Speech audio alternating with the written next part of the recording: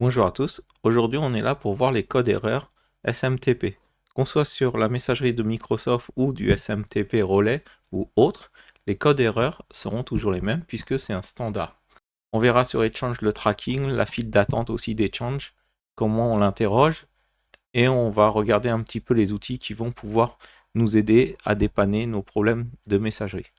Alors, ce que j'ai préparé, c'est un organigramme. On va aller sur l'organigramme des erreurs. Donc voilà, là on a un organigramme qui vient d'être fait. On a une erreur qui est reçue, analyser le premier chiffre. Si on est en 2 quelque chose, le message a été délivré. Imaginons qu'on communique avec un serveur, ça nous envoie 2 quelque chose, c'est que le message a été success. On verra ça dans le TP tout à l'heure.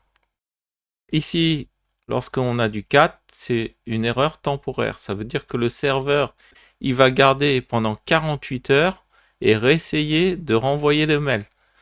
Imaginons que vous avez une coupure de réseau entre votre serveur de messagerie et un autre relais SMTP à l'autre bout de la planète. Il va retenter tant qu'il n'y arrive pas. Jusqu'au moment où il dit, bah, bon, au bout de 48 heures, c'est bon, je l'abandonne. Donc il réessaye, c'est des erreurs temporaires. Donc on va voir qu'est-ce qu'on a comme erreur. 441, un timeout. Donc là, le réseau, il répond pas du tout. Il faut tester si le serveur de l'autre côté fonctionne. Est-ce que le DNS fonctionne? Est-ce que le firewall nous autorise à sortir et à en rentrer? Ici, 442. Donc le serveur, il a coupé la connexion. Voilà, là, si vous êtes 442, votre connexion est coupée. Pourquoi? Parce que imaginez que vous êtes un serveur blacklisté, vous êtes dans la liste de blacklist, l'anti-spam il arrive, il voit votre IP, il coupe la connexion, il ne veut pas vous parler, pour éviter que vous lui envoyiez plein de messages. Contrôler la réputation. Voilà, sur le parti 442.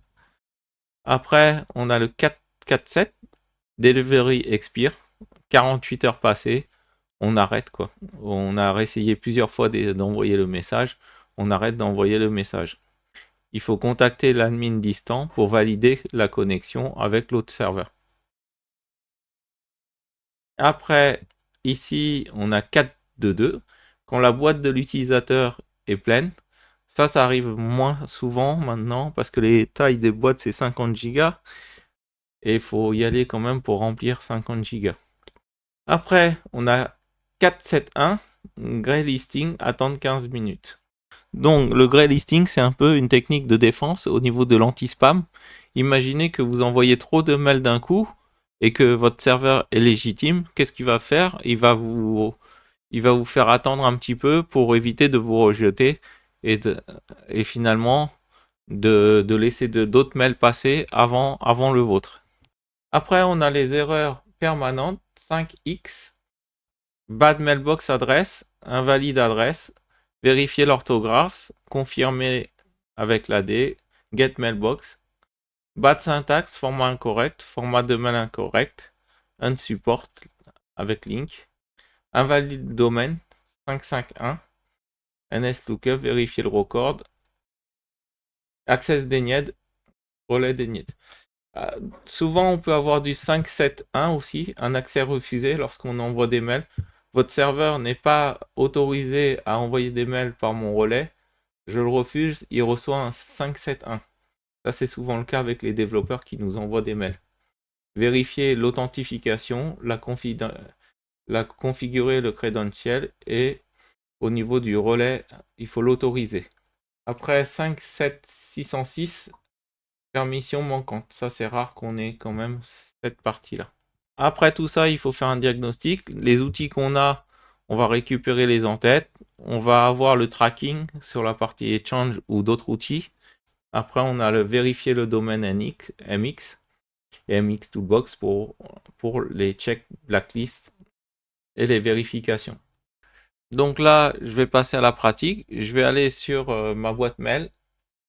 Alors là, je me suis connecté sur la boîte Inovlia. Le cas le plus souvent qu'on a, on va nous dire je peux pas envoyer un mail à un tel, il ne reçoit pas le mail. C'est quoi c'est quoi notre réaction face à ça? Déjà, on va lui demander le tracking et le code erreur. C'est le code erreur qui va définir.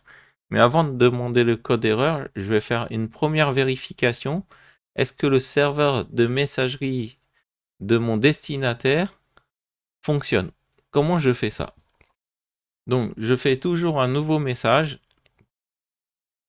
Là, je mets Toto, Titi, Tata, je mets n'importe quoi, @free.fr par exemple. Là, j'ai cette personne @free.fr, test mail, test. J'envoie le mail au domaine du destinataire. On va voir qu'est-ce qui va se passer. Directement, on a un mail de retour. On a dans le mail 511. Ici, on voit user unknown. Ça correspond au graphique qu'on avait vu tout à l'heure, d'accord? Dans les logs SMTP, le 5, ça c'est une erreur permanente. Donc, avec une erreur permanente, adresse invalide 511. Donc, vérifier l'orthographe, confirmer avec AD get mailbox. Donc là, 511, l'utilisateur n'existe pas. On vient de valider les deux systèmes de messagerie. Mon système et son système fonctionnent bien parce que lui, le message est arrivé jusqu'à chez lui. D'accord? Il est arrivé jusqu'à Free. Le Free, le MX Free, il a bien pris le mail et il m'a répondu oui, j'ai bien reçu ton mail, mais l'utilisateur, je ne le connais pas. Donc voilà la première chose à faire. Dès qu'on a validé la communication entre nos deux serveurs, on est bien. Ça veut dire qu'il n'y a pas de blocage entre les deux serveurs. Là, on va être juste sur un problème d'anti-spam, soit à l'aller, soit au retour. Grâce à cette technique-là, on arrive déjà à déterminer si le système de messagerie fonctionne. Il suffit de faire 3-4 tests de Gmail, de Orange, de n'importe de quel mail. Dès que vous avez reçu user no, c'est que l'utilisateur n'existe pas. Hein. Ce qui se passe, c'est qu'ils se sont fait un appel, les commerciaux, ils se sont pris les adresses mail et la personne a mal noté et l'utilisateur n'existe pas. Ça, c'est le cas le plus fréquent qui puisse nous arriver. Après, on a un autre cas. L'utilisateur, il envoie des mails qui sont trop grosses, avec des pièces jointes un peu trop gros. Donc, imaginons que j'envoie une grosse pièce jointe, nouveau. Là, je vais envoyer à une boîte Gmail. Je l'ai créé pour l'occasion. Hop. Test mail trop lourd. Donc là, il charge la pièce jointe. Google, c'est 50 mégas max. On envoie. On attend un petit peu. Voilà, on a le message de retour. Le message de retour, on est encore dans le 5.5, c'est une erreur permanente. Donc 5.5.3.2, message site guideline, your message exceed Google message site. Donc là, on a dépassé la limite autorisée par Google. Donc là, on est sur un serveur qui n'arrive pas à communiquer à l'extérieur. Donc, on va essayer d'envoyer un mail vers Gmail à l'extérieur à toto@gmail.com. On va tester et on envoie. Le serveur, je pense qu'il va le garder 48 heures avant qu'on ait un petit message. Donc, maintenant, on va regarder qu'est-ce qui se passe au niveau du serveur. On va faire l'IA, on va envoyer. l'IA, on le reçoit direct. Donc, il y a cette partie-là où l'IA, on a réussi à envoyer un mail et on a envoyé d'autres mails qui ne partent pas. Donc, on va regarder où ça se passe au niveau du serveur Exchange. Mais avant cela, je vais vous montrer le tracking log. Dans Outlook, ici à droite, là, on a affichage détail du message. Ça, c'est le tracking log.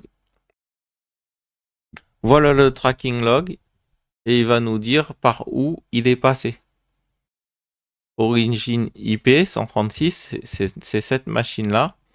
Ainsi de suite, il est remonté au serveur Exchange par cette adresse IPv6. l'adresse exchange, par le protocole MAPI,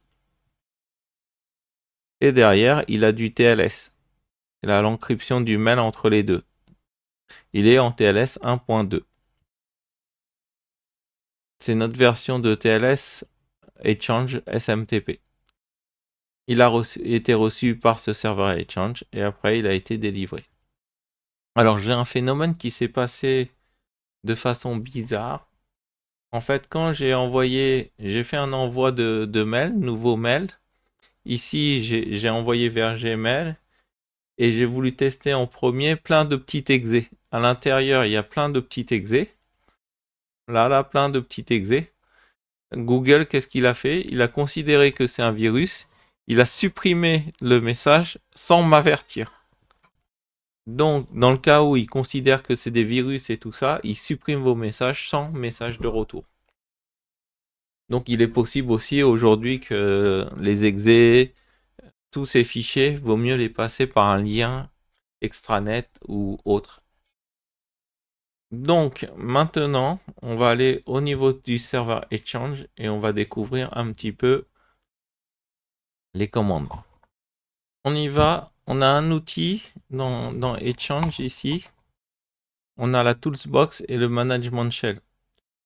Voilà, on a le Toolbox, je vais le lancer et je vais lancer le Management Shell aussi. Je vais exécuter en tant qu'admin et celui-là, je vais faire pareil, exécuter en tant qu'admin. La boîte à outils, ce que je regarde souvent, c'est cette partie-là, View, la file d'attente. Dans la file d'attente, voilà, on peut voir qu'on a des erreurs de communication. Vous voyez 4-4, 4-4, 4-4. Donc il réessaye tant qu'il n'arrive pas à envoyer des mails, il réessaye. Ici, si je viens sur Free, j'ai les deux messages que j'ai envoyés. Et ici, je peux supprimer sans rapport de remise. Comme ça, l'utilisateur ne verra jamais que le mail n'a jamais été réussi à renvoyer. Si je fais avec rapport de remise, l'utilisateur recevra un rapport de remise, supprimé avec rapport de non remise. Voilà, je vais faire ça. Voulez-vous? Ouais. Et je vais faire la même chose pour Gmail. Je vais supprimer avec rapport de non remise.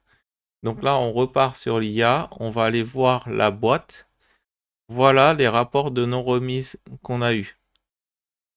Voilà, vers free, il apparaît ici, la queue admin, message delete, action by admin. Soit vous attendez 48 heures que le message il se coupe tout seul, soit vous coupez à partir de la file d'attente. De manière générale, les serveurs attendent 24 heures pour drop le mail et envoyer un rapport de non remise à l'utilisateur. Si mon serveur de mail ou mon relais SMTP est en panne, au moment où il remonte, tous les autres serveurs me renvoient les mails qui étaient dans leur file d'attente. Donc, on repart sur notre serveur de messagerie. On pourrait piloter par PowerShell la file d'attente. Donc là, on va s'appuyer sur l'intelligence artificielle pour récupérer les commandes. Donc voilà, on a les commandes getQueue. Donc on peut juste faire un getQueue. Je pense qu'il faut l'exécuter en tant qu'administrateur. Donc la commande c'est getQueue. J'ai exécuté en tant qu'administrateur si ça marche pas. J'ai fait les commandes, donne-moi les commandes pour lister. Donc c'est la même chose, mais cette fois-ci getQueue. C'est facile. Alors il faut juste lancer la commande en management shell. On verra dans une formation PowerShell qu'on peut prendre du PC de l'IA vers le serveur Exchange. D'accord, ça sera facile et on injectera le module Exchange pour le piloter à distance. Donc voilà, on a les différentes commandes qui sont affichées. On a la getQueue, le nom du serveur. Ici, on a getQueue where object. On va les passer une par une. Hop. Donc voilà. On va passer plusieurs commandes. getQueue up, identity, submission. Ça, c'est l'envoi en cours. Sinon, c'est cela. Et après, on a la partie pour filtrer selon le status, retry. Ça vous donne l'idée de dire, bon, je prends les messages de la queue qui ont essayé. Je prends les messages d'idle. Ici, on va le faire. On va faire ça. On va vous montrer ici. Alors, hop, je vais faire le copier. Je vais recoller le... Voilà. Ici, il faut qu'on prenne le serveur 4, par exemple. Et là, je vais avoir tous les messages.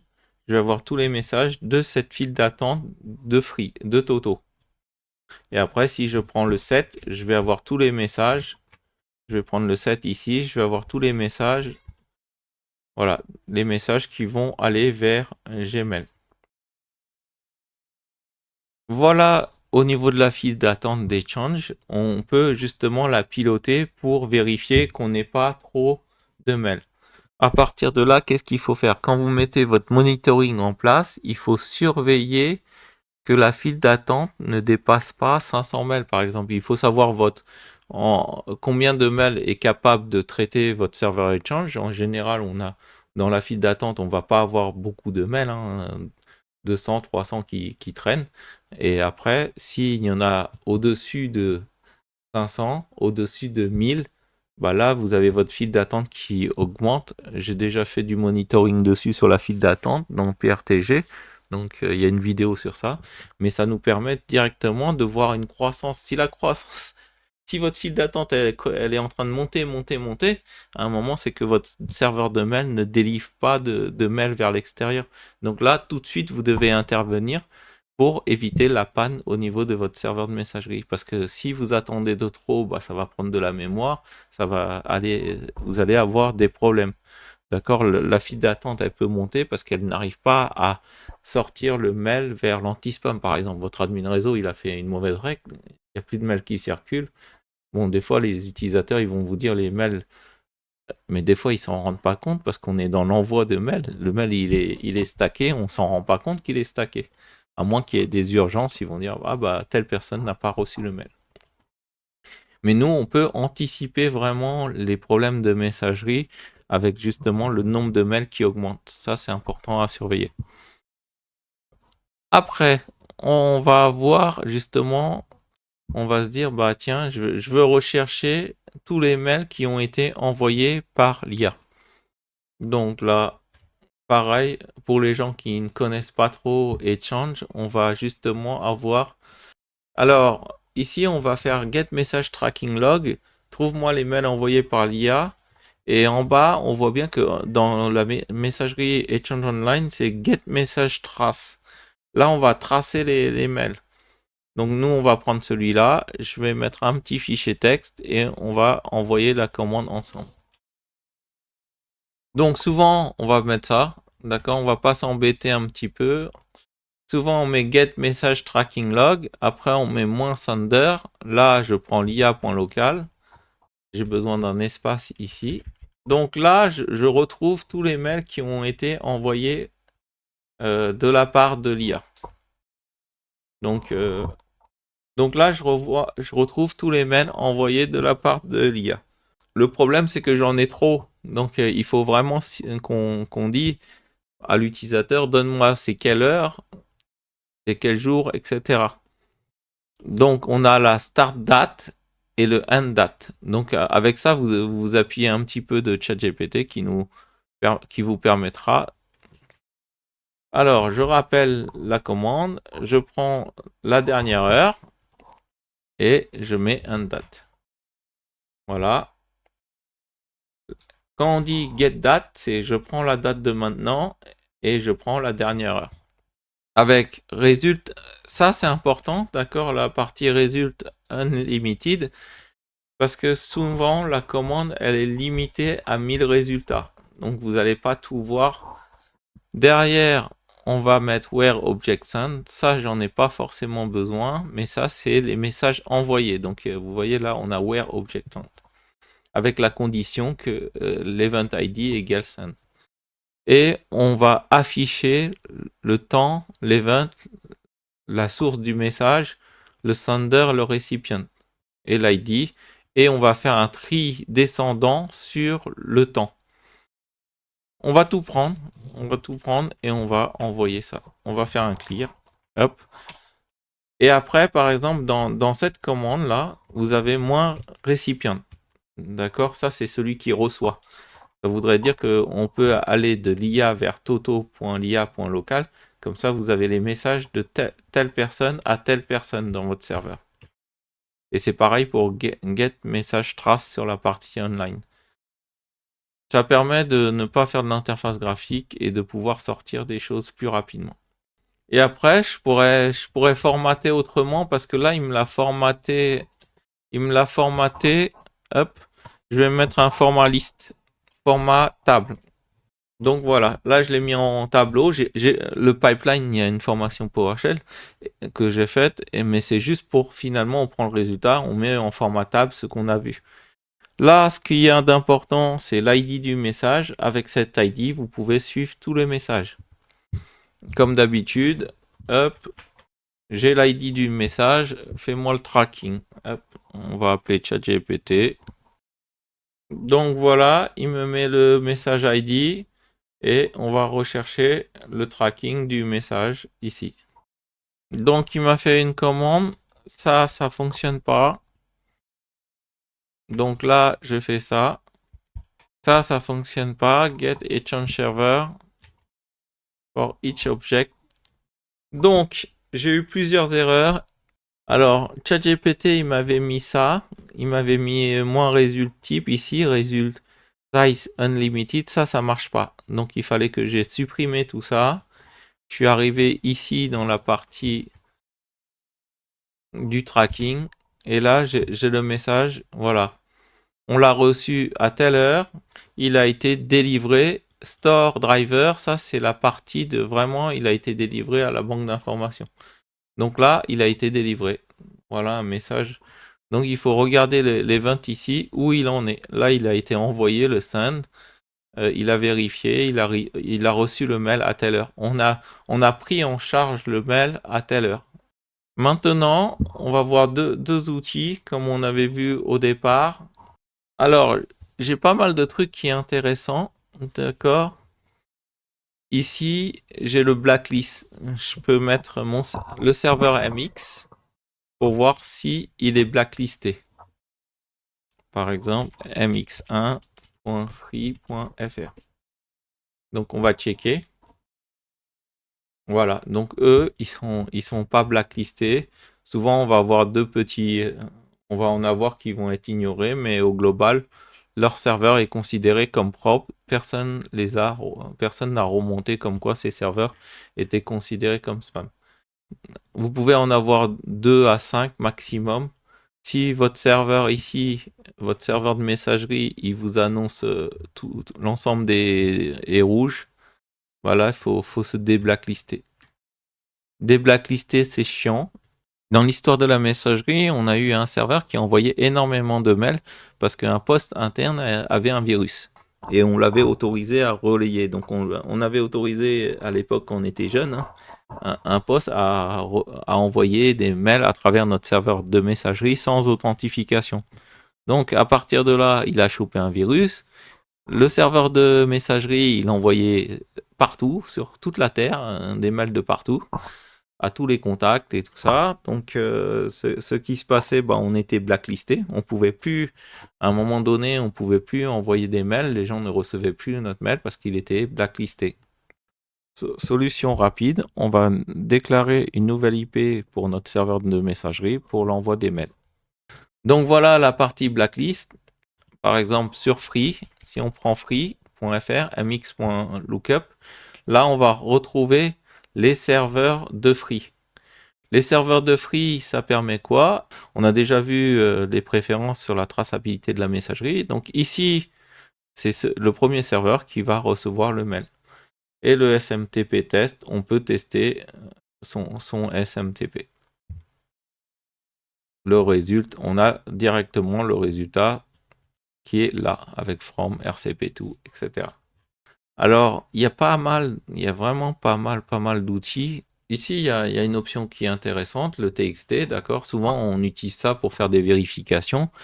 C'est aussi le cas dans les vérifications de domaine Microsoft, où on vérifie le tenant avec des TXT. Donc, il suffit de mettre le domaine, faire la vérif, et là, on a les différents TXT qui vont s'afficher. Imaginons que je demande à mon admin réseau, rajoute-moi un TXT. S'il le fait mal, bah je le sais parce que la valeur, elle ne remontera jamais ici.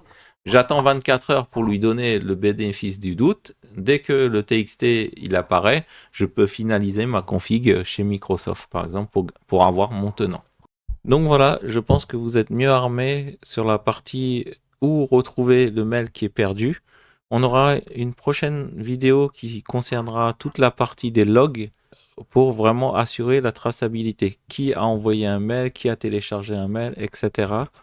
Bah merci, n'hésitez pas à like Innov'Lia parce que la connaissance ne devrait jamais avoir de prix.